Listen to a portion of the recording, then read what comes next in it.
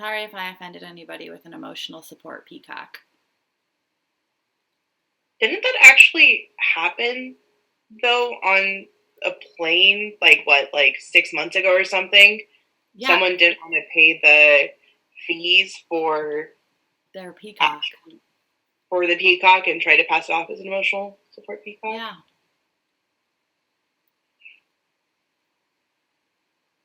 Don't do it, people. Pay for your peacock.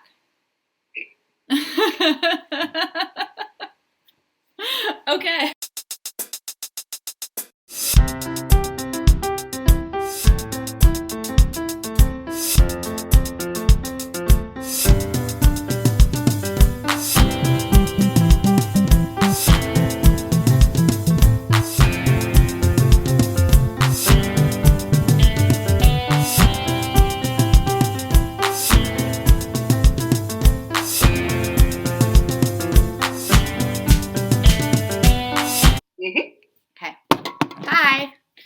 Welcome to Knitting My Shit Together, a knitting and fiber arts podcast where neurodivergence and yarn collide.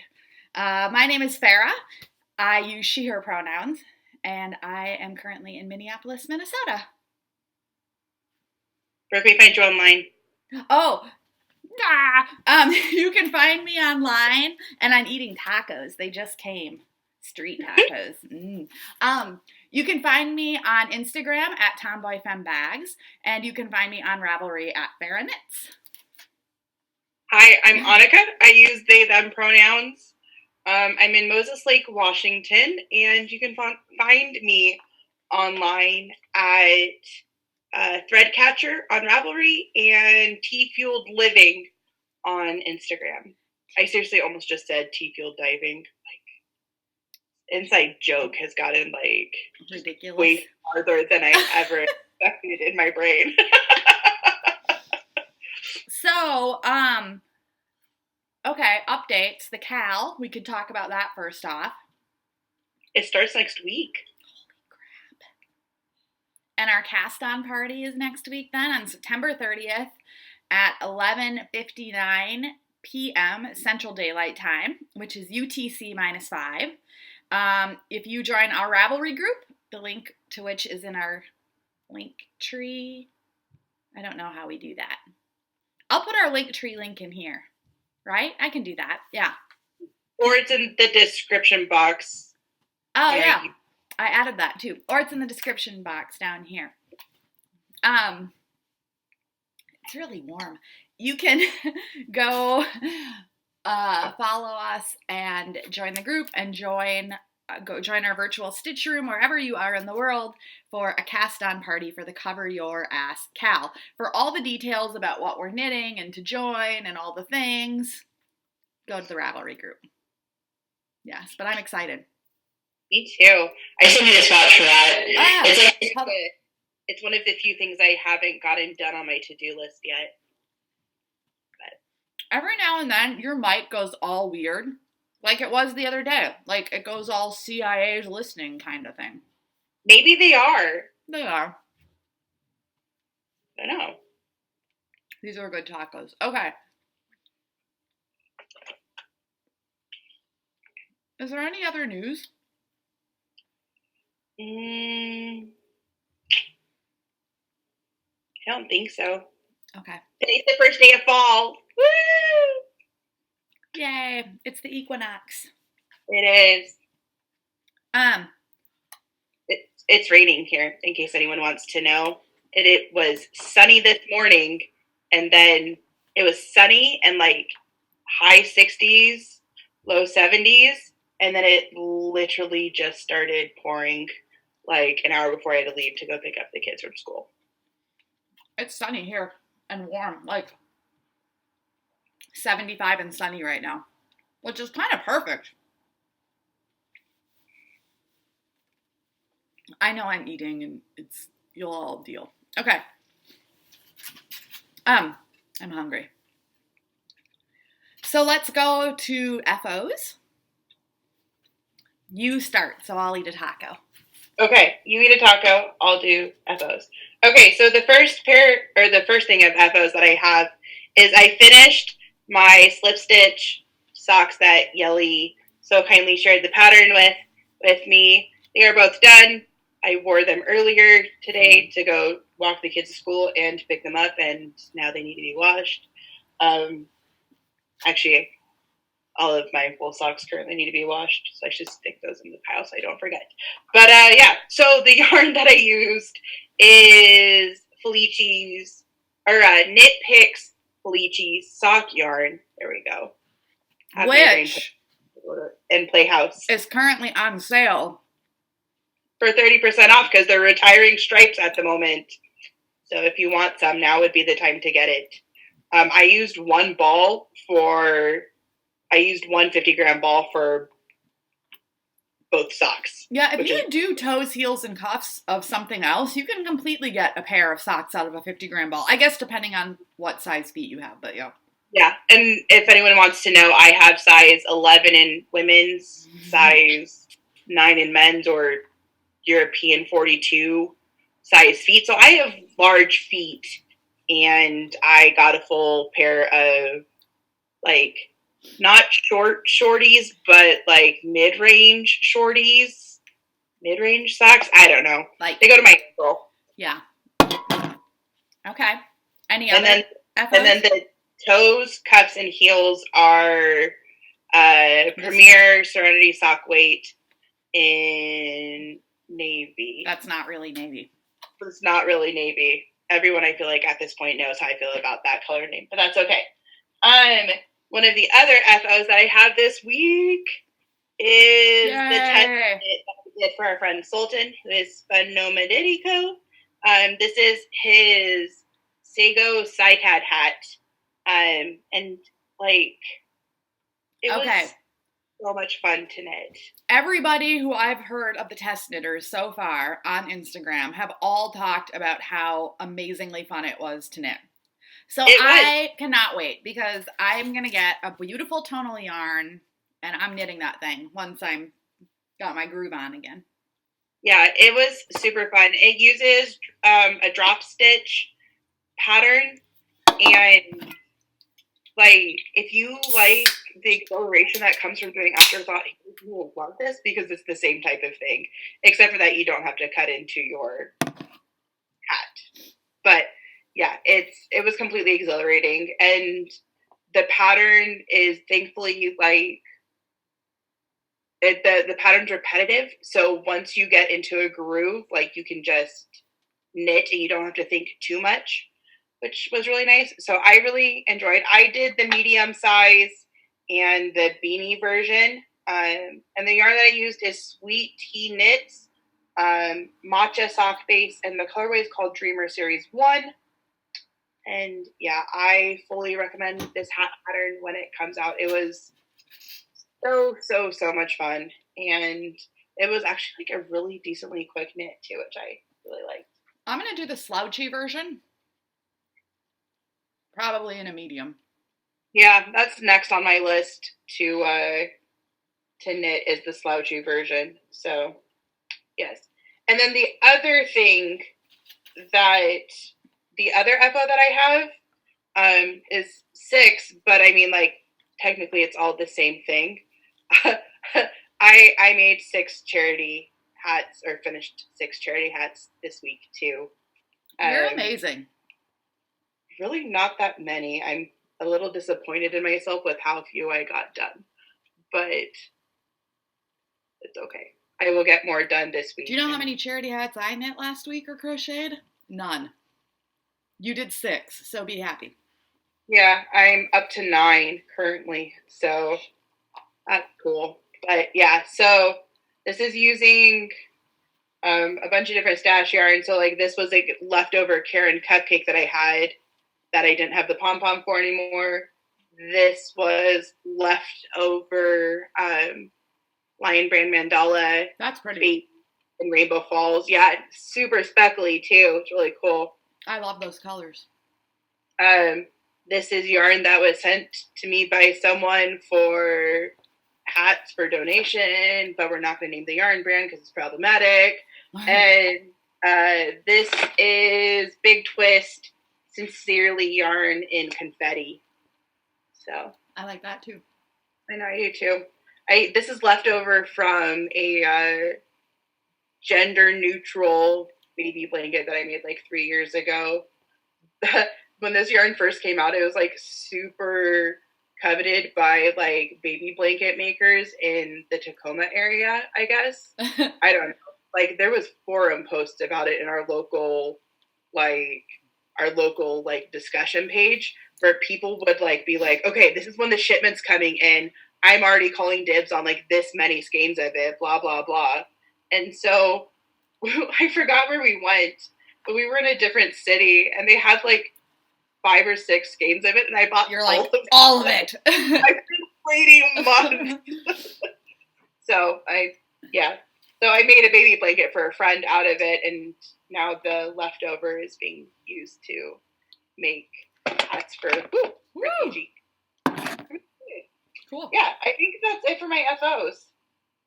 Yeah, that's it for my FOs. I have an FO this week. Yay! What's your FO? For the first time in weeks, I have an FO, and you're all going to be really impressed. It's a gnome! So cute! So cute! I love it. My teeny tiny gnomes kit from Mochi Mochi Land came, and this was the yarn that came with it, and I love it. He sits in a binder clip, I don't pinch him in it because that would be cruel. I set him in the prongs of it, and he overlooks my sewing machine. I adore him. He is so darling. An hour, I think I knit him in. I love him. I'm so glad I decided to do Mochi Mochi. I'm just impressed that you were able to knit something so tiny. But it's not. Amazing. I thought, I'll try doing it magic loop. No, I got DPNs, and that was the way to go, because doing 6 stitches magic loop is ridiculous. So, yeah. But, so this is my gnome. I have enough to make 2 more gnomes.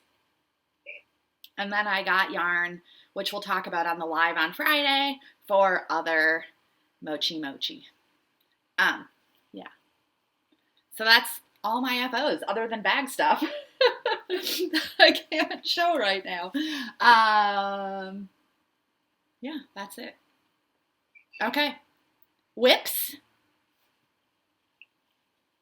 Did you want to go first, or are you still eating tacos? I have one more taco. Okay, then I can go. All right, so for whips, I am crocheting more hats for donation. My pattern is on Ravelry. It's called the Crochet Kids Charity Hat, I think is what I called it. Yeah, it'll be in the show notes. But it's a free pattern. It fits a whole bunch of kids' heads. I seriously tried it on the majority of the kids in our neighborhood's heads. They all play out in our front yard. We live in a cul-de-sac-ish style street thing. I don't know. It's a weird T street that has cul-de-sacs on both sides. But they all play in front of our house specifically. So I'll have 10 to 12 kids out there. Yeah, for the fun house, I don't know how that happened. But that's awesome. I'm really excited by it, but don't know how that happened. So we'll have 10 to 12 neighborhood kids out there, and I went out there and I'm like, okay, I need to try this on kids' heads, and then they all seriously lined up and let me try it on their heads, and all of them. And there's an age range between 3 and 9 years old outside.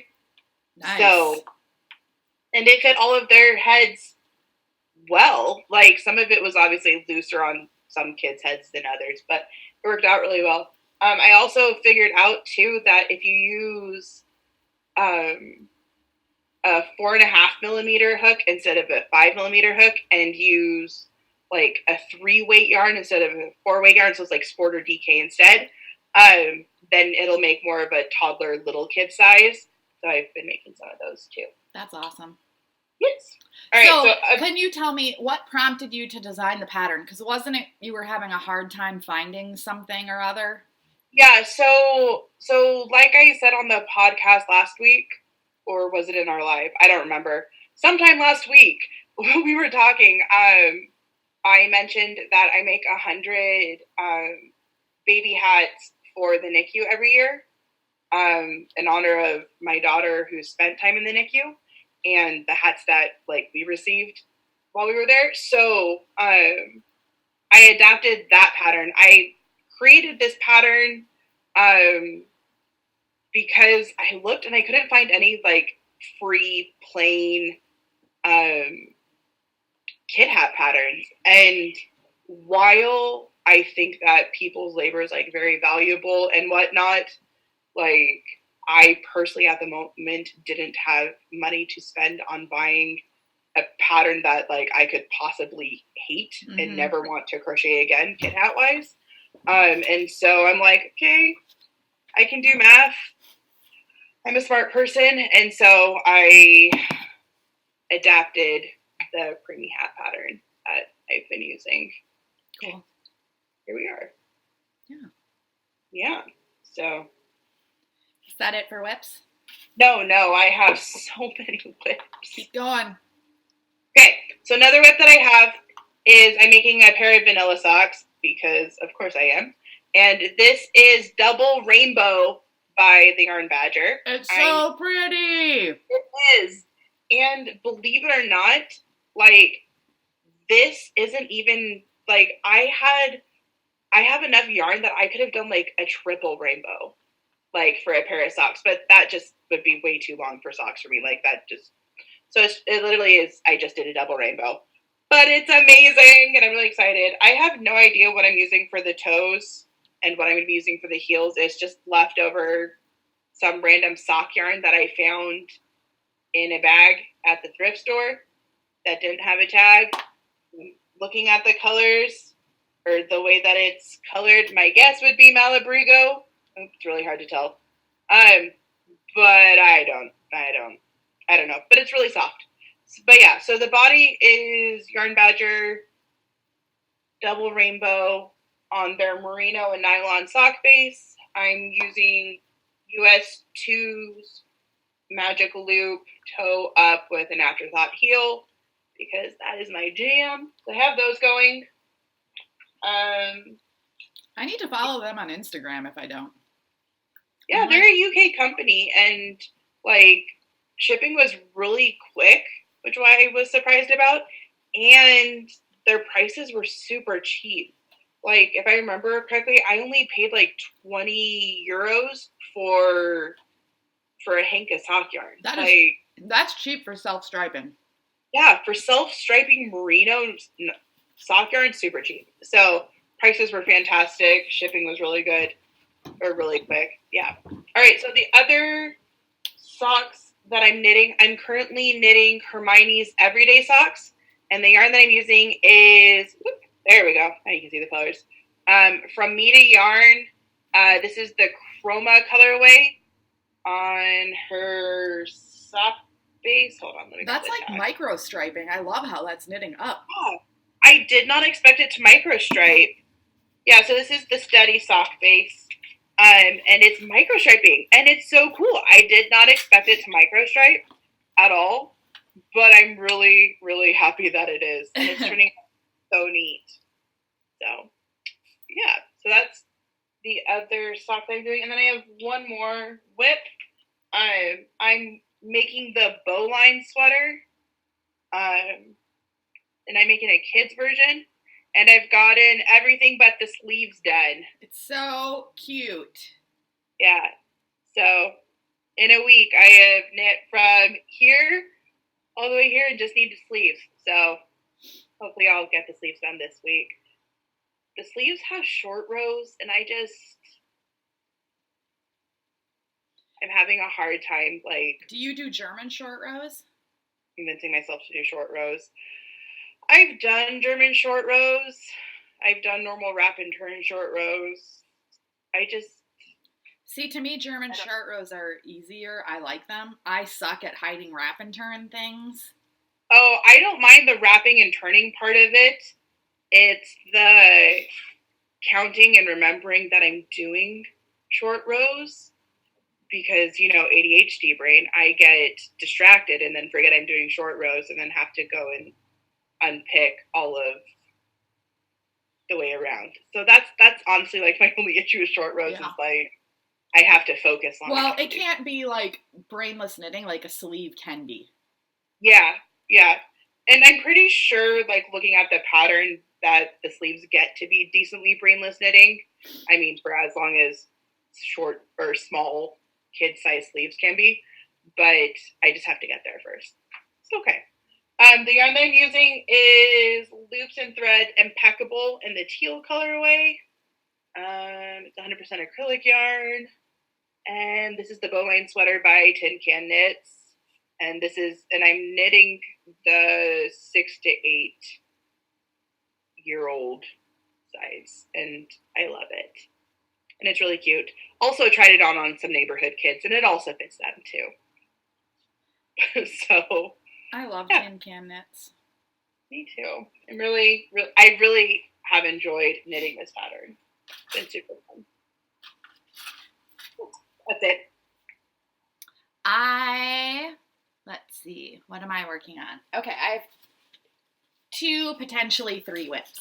Well, I have way more than that, but that I'm actively working on. I'm making a mochi tree to go with my gnome. So cute. I think this brown is leftover Malabrigo, and I think this is leftover Cascade sock.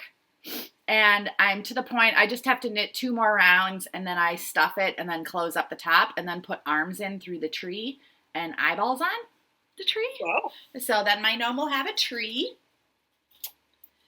And I'm doing it on US size 1 needles that I just dropped. And I've already lost one of. Like, the set of 5, now I'm down to 4, which is fine. That works for mochi, but yeah. Then I am also still working on these self-stripe socks, but I'm to the cuff of the first sock. So there's that. Sweet. And I have group therapy tomorrow, so unless I knit mochi, I'll be able to work on this during group, but I might be able to do mochi or embroidery on the bus and train. Sweet. Maybe I'll try and finish this sock today. I don't know. Who knows? And then I'm doing a test knit for Jessie May, and I signed up for the wrong size. Because ADHD life, I like quick read. I'm like, I don't know what I was thinking. I signed up for extra small, which I don't know why I would do that because I am not an extra small. And I will say, I paused like, that's strange. I've never been an extra small before, really. And I was like, oh well, and just signed up. And then I got accepted, and then I found out, oh, yeah, I read it wrong. Fortunately, I have a daughter who's an extra small. So she is I'm going to gift it to her. And so I told her about it today because she came by and she's excited, and I took her bust measurement and I told her, you're going to have to come over to try this on and for me to take pictures. And she was like, okay. And so it's all good. So I'm going to do it in this Yeti yarns. And it'll only take 1 skein. I can't remember the name of the colorway. This was going to be in the hat for my other child, but they wanted something different.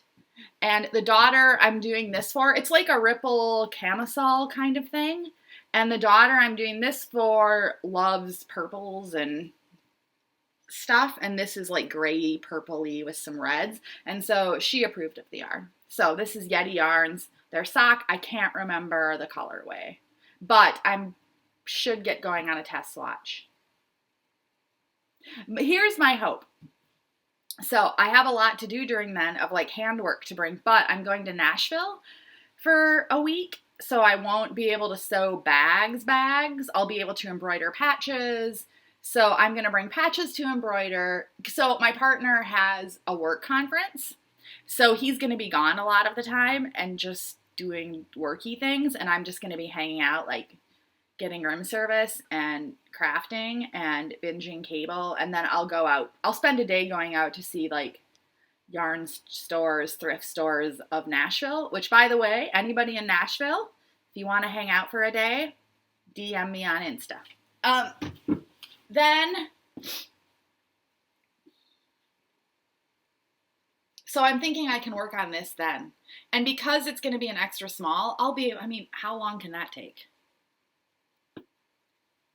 I would assume not too long. Yeah. People who were knitting the extra small and small size of the bralette finished it in a day. So, I mean.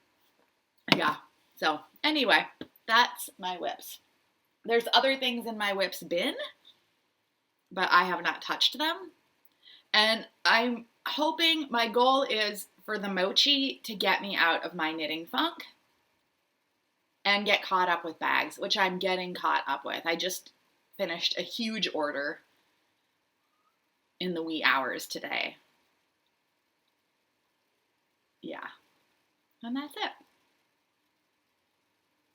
That's it for both of our whips. Yeah. Should we do the mental health moment? Let's do it. Mental health moment. This week's mental health moment is brought to you by another white person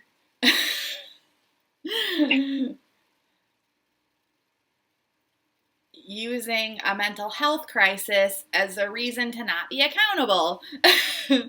Again. Like, how many times have we had this convo? So many. I really like Jessie May did some posts today that were really good. I'm going to quick see if I can find them, or maybe it was Levant. Do you know can you tell the whole story? I think because I've kind of been in, like, bag brain land the past couple days fairly intensely, so, yeah. Okay, so there is a BIPOC designer who got interviewed by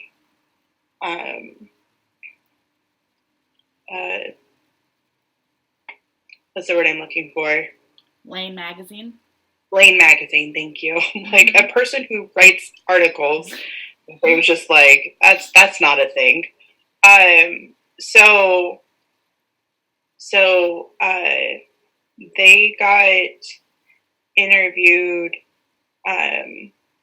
by Lane Magazine and was like, and said some things, and that they're like, I don't want these things in the article because they won't be explained well, and I want to be able to look over whatever you're going to publish before you actually publish it so I can edit it. And it was about their identity, correct? About their identity and who they are and whatnot. And the editor person was like, or the reporter was like, okay, yeah, totally.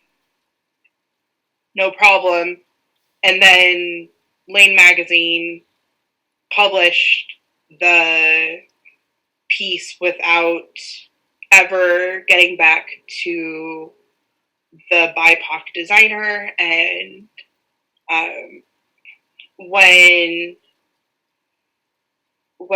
the BIPOC designer very graciously called them on it and was like, hey, no, this is wrong, Lane Magazine was like, oh, whoops, that was our issue, and then handled it the way that that the BIPOC designer asked them to. But the reporter gave radio silence for like 2 days because they're on an internet break, even though during this whole entire time they're posting on Twitter. So, yeah. And then their wife, the reporter's wife, posted the reporter's like apology and closed comments saying that's what the BIPOC designer wanted, even though that's not what the BIPOC designer wanted or said that they wanted.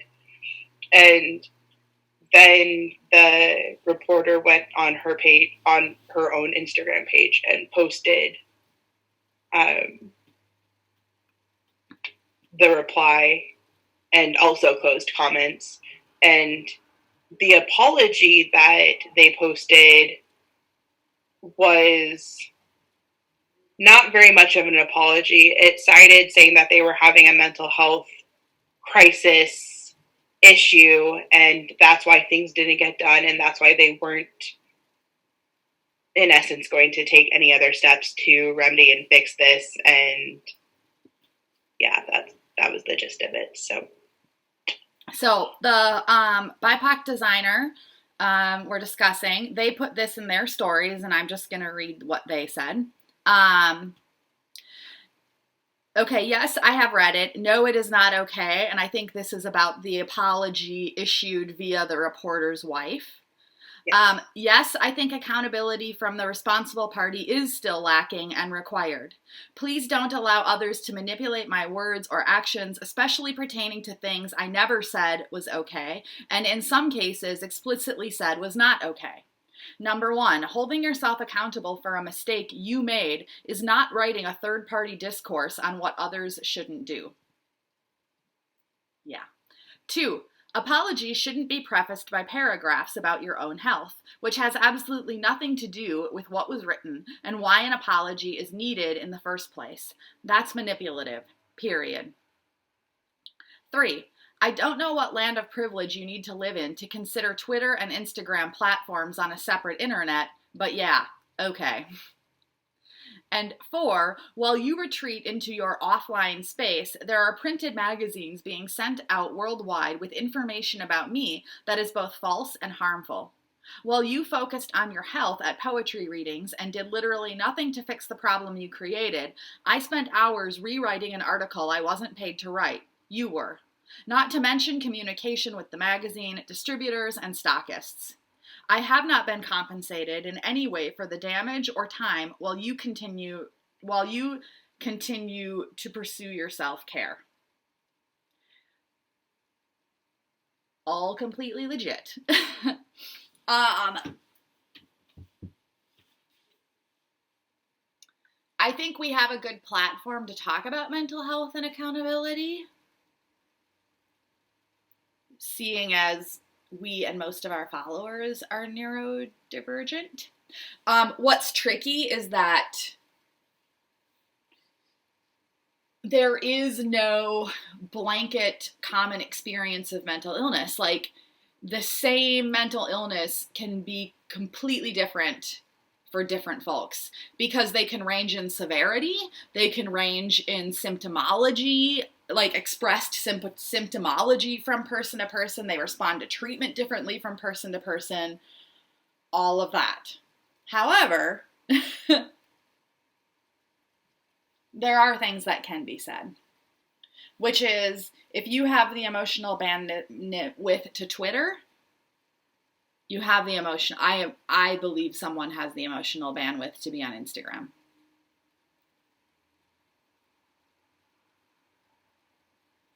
I'd agree with that. And I like what the BIPOC designer said about prefacing an apology with paragraphs about your health is manipulative, and it is. I read on another BIPOC person's stories in the knitting community today who wrote in their stories that apologies shouldn't be that hard if you're that difficult to write, if you're actually sorry and actually working on making the change. The changes like that come along with actually being remorseful about the harm that you caused. And like that really got me thinking about how the majority of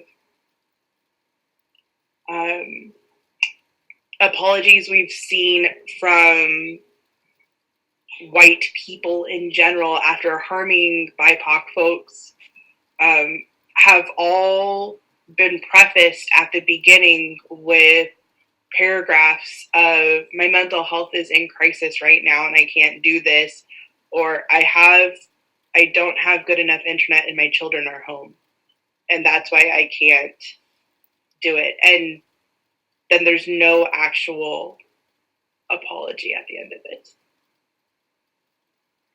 And to me, an apology is specific.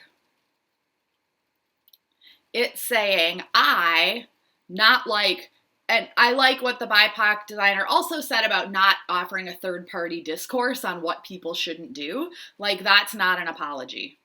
That's like intellectual masturbation. Like, an apology is this. Sorry. An apology is, I did this. It was wrong.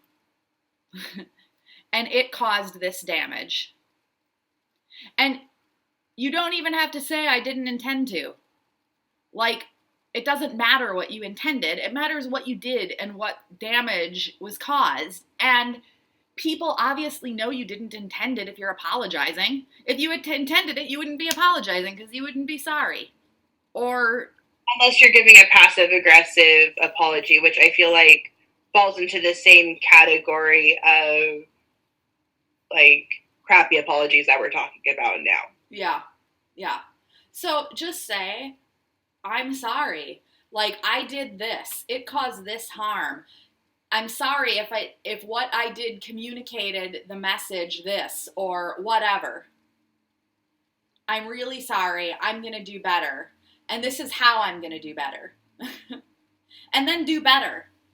Then, like, actually do better. And leave comments open for people to respond to you. Because I really believe people are afraid, like, oh, but an apology won't be enough. But I just think it's that people keep giving completely inadequate apologies. Yeah, not actual real apologies. They're just giving excuses. So I did that apology once, and I'm not saying this to toot my own horn, but that one time when I totally fucked up on the Caitlin Hunter thing, and I was knitting something that wasn't size inclusive, and I thought it was, because I gave her the benefit of the doubt, which was a huge mistake. Once I realized it, and you brought it to my attention privately, I hope you don't mind me saying that, and when you did, I was like... I call you out on lives every week about them not being size inclusive. All good. I was like, oh my God. And the first thing I did was I went right, took it off my needles, put it as whip on my things, and did an apology. And left comments open. And you know what? I didn't get people saying, like, this wasn't a good enough apology. I instead got comments like, thank you so much for owning this and being specific and apologizing and saying you're sorry and da-da-da-da-da. And here's the thing, too, that I think goes along with that specifically is when you are the one who harmed someone else, there are consequences to relationships, even if they're not, like, drastic, you will still have consequences for hurting someone else. Mm-hmm. And the thing is that, like, you have to actually, like, a healthy adult behavior is dealing with those consequences and not running away from them. So, like, if you hurt someone, like, one of those consequences could be that person saying your behavior did hurt and I don't feel okay with how you handled it. And that is a perfect legitimate response for them to have to being hurt.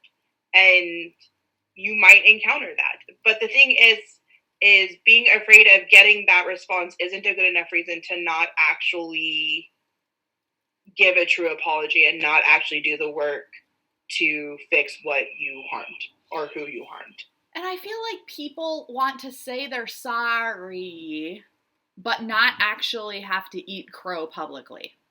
And I think being sorry means publicly eating crow. Yeah. It means, like, publicly humbling yourself, owning it, and being embarrassed, like, allowing yourself to feel embarrassed. My child is leaving, so they want to give me a hug goodbye. So I'm going to let them do that. Hold on. Bye. I love you. I love you too. Drive careful, okay? I I'll let you know when I need you to come try on the thing. Okay. And right now I've got a lot of time. So. I know, but if you need anything, you're going to let me and Dad know, right? And reach out? You're not going to, like, not do that? Yeah, I reached out today. I know you did. I'm proud of you for it. Thank you. I'm glad I got to have a taco with you and comfort you and all the things. Me too. I love you. I love you too. Now you get to see one of my real life parenting moments. Anyway, so yeah, like you have to sit with embarrassment and being embarrassed. And that's okay. I mean, it's uncomfortable, but it's not necessarily a negative thing, especially if you use it as a growing and learning tool. Yeah. And I messaged somebody the other day about a completely unrelated subject, and I said to them, look, and it was about publicly admitting shortcomings. I said, look, the filter between my brain and my mouth is like paper thin, okay? It's like so tiny. I have and I will screw the pooch in the future or mess up in the future. And it's going to be... Why is that a saying? It's true. I probably don't want to know the answer to that question. Yeah, I haven't thought about it. So erase that. Okay, boop, see, like right there. Yeah, I really should explore that parlance before just using it. But anyway, I'm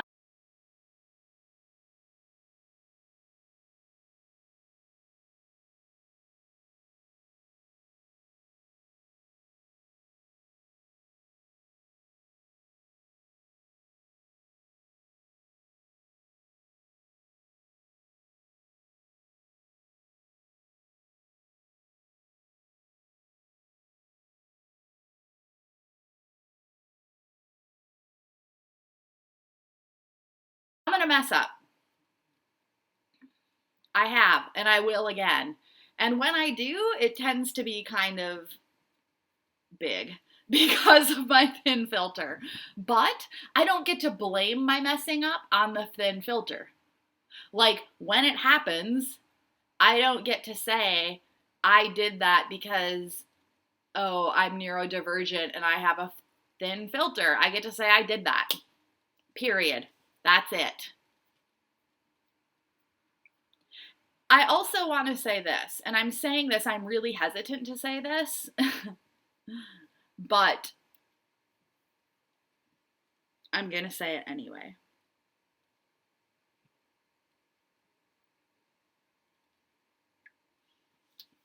I know nothing about this reporter's mental health status or life or anything. I haven't even looked to see if they've ever made statements about being a neurodivergent individual. I have no idea. Probably something I should look into. I will say this. They better really fucking be neurodivergent. Because otherwise, it's kind of like when people bring emotional support peacocks on a plane. You know what I mean? Like, what you're doing is for people who really do and benefit from emotional support animals, making it more difficult and putting barriers up for them. And maybe they really are. I don't know. Again, I don't know. But I would just say to anybody who's ever tempted to use that to avoid accountability, if you are not really neurodivergent, please do not do that.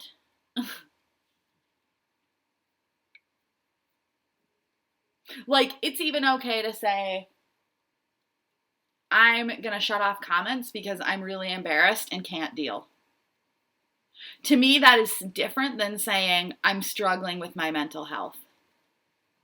Do you think, Annika? What are your thoughts on that? I mean, I think it's still a cop-out. Yeah, it's still a cop-out, but it's a more honest cop-out. But it's an honest cop-out, and, like, honestly, I would respect whoever wrote that more than someone hiding behind saying that their mental health is bad or whatever. And I do want to clarify all of this by saying that, like, everyone knows their own brains, like, way better, and Instagram and other social media are really big on, like, putting their best, like, the best of everything out and not showing real life. And I totally understand that, and I understand that there still is this taboo about being mentally ill or disabled or whichever, and that some of these higher profile and honestly even non-high profile people may not be showing that because they don't want to deal with whatever judgment that may come with it. And so, like, that I understand, and like, that's valid, and I'm really sorry for whoever is in that spot. But, like, using mental health as an excuse of why you're going to be an absolutely, that's a judgment, using your mental health of why you're not going to do things that you said you were going to do, I feel like is a cop-out answer, especially when you can do those same things at the same time, or like you can get other people to help you to do those things at the same time, but just not in this one circumstance. Like, that bothers me. So, I don't know. And I think this, like, I'm just going to say this. I think if someone was having a legit mental health crisis, first off, I think it would be okay to say, I am having a legit mental health crisis. I will be on in this amount of time with comments open indefinitely. I will be back on. And give a deadline, give a time. Or close comments for specific amounts of time, like when you go to bed or whichever, like other people do already, but still, for the majority of the time, keeping comments open so things can actually be discussed and resolved. Yeah, it's just so tricky. It's kind of like,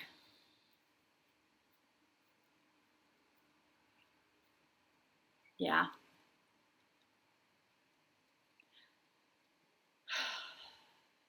Sorry if I offended anybody with an emotional support Peacock. Didn't that actually happen, though, on a plane, like 6 months ago or something? Yeah. Someone didn't want to pay the fees for their Peacock. For the Peacock and try to pass it off as an emotional support Peacock? Yeah.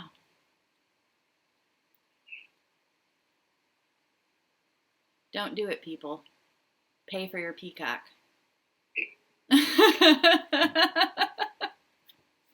Okay.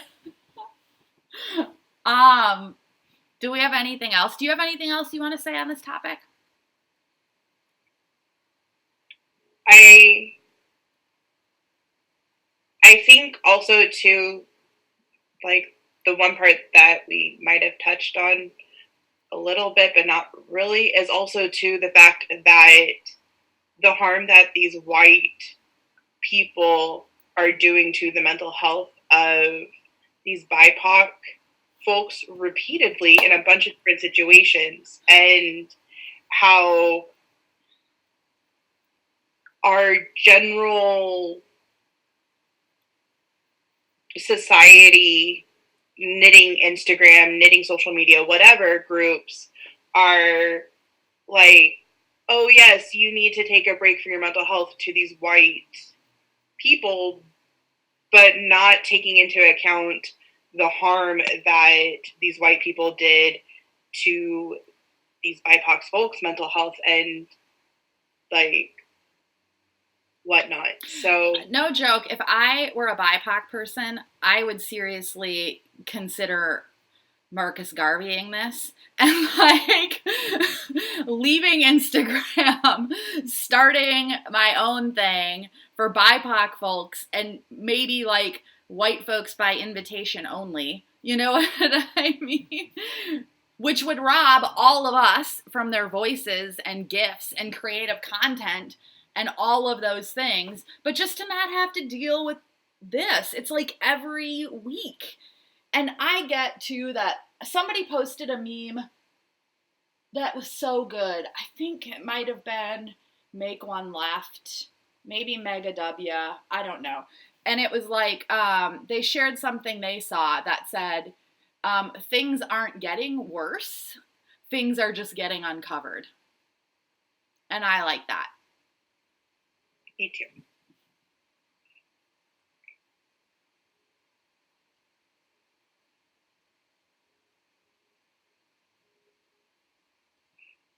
Yeah. Anything else? I think.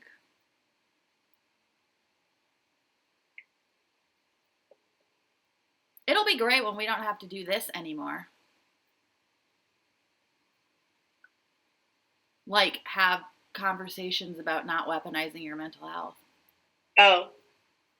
I wasn't sure which part the of podcast. You're like, we cannot do this next week. If you like, what's happening? Is this being canceled right now while we're recording? There's something I don't know about. Ugh. Little moment of panic. In case anyone doesn't know already, I do horrible with surprises. So,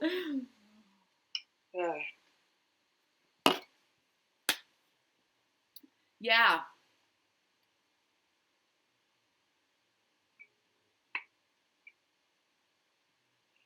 I don't even know what else to say.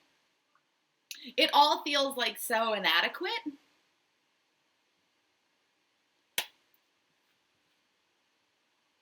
And I am not putting the burden on BIPOC friends I have. I mean, everything in me just wants to be like, I'm so sorry. But I'm like, yeah, they don't have to. I mean, it's not their job to. Like, I'm feeling white guilt for what other white people are doing right now. But it's not their job to ameliorate that at all. So I've just kind of let it go. And I'm trying to instead focus on, now that this big order is done, like sharing stuff for other white people to see and being like, come on. Other practical things people can do is pay BIPOC folk for the labor they're doing. A bunch of some of the people who have been speaking out and sharing really good resources have on Instagram and social media have coffee accounts. Yep. Go pay them. Yep. Tell them thank you for what they're doing. So, yeah. Yep, do that. The designer in question, go buy her patterns. She has some beautiful cowls. Lots of brioche stuff, too, which is really impressive. Yeah. I really have to get on this brioche train thing. You do. It's addictive, let me tell you. Although I do have a brioche hat on my needles that I have to fix, and I'm like, oh, instead I'll knit gnomes. Like, yeah. Okay, we'll wrap up the mental health moment there. Also, what else? There's somebody else ascending my stairs. My partner, I think. Okay. Do we have anything else to add in this episode, Annika? We will be doing lives Wednesday and Friday, like we do every week, at some point after Farrah wakes up. Which is a very... Who knows when. I'm on my kids' school schedule, so I'm up at 6:30 every It's morning. a very moving target, my wake-up times lately. I'm bringing Ambien and going to try and reset during the Nashville trip. Let me know if you're in Nashville and you want to take me on a fibery, fabricy, thrifty field trip.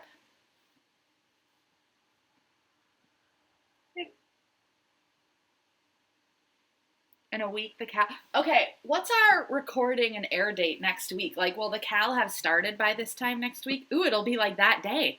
It'll be that night, yeah. So next week exactly is when we are having the cast-on party for the Cal, and I have to have another class finished. Oh my gosh. Okay. Annika, do you need a gnome to help you? What I need is a solid 8 hours of sleep. I can send you a gnome. How about you knit me one of the snails that you found, and then I'll take that. You can go on my little shelf right here. Be awesome. But thank you.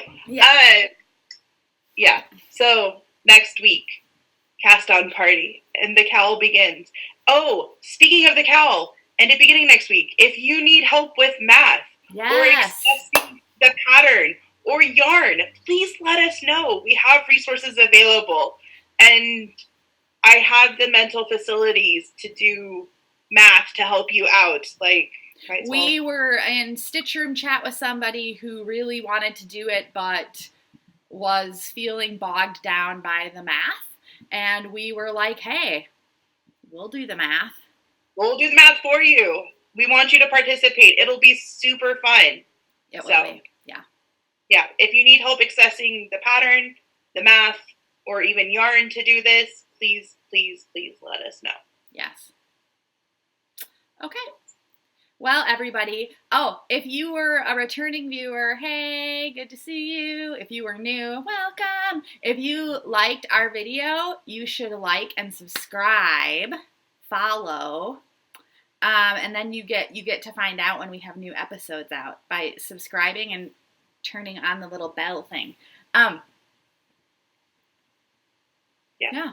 Oh, also, since I'm almost done with my degree, that means that I get to start reading real books again that aren't textbook or academic studies. Though, if we're honest, I'm going to read academic studies because I enjoy those anyways. But if you have any book recommendations, can you stick them in the comments below or DM me on Instagram? Pretty please. Yeah. DM me on Instagram about Nashville. I'm serious. Like, I'm looking for a friend for a day. You're only friends for one day, that's it. No more friendship after that. Okay. Okay. Bye, everybody. We'll see you later.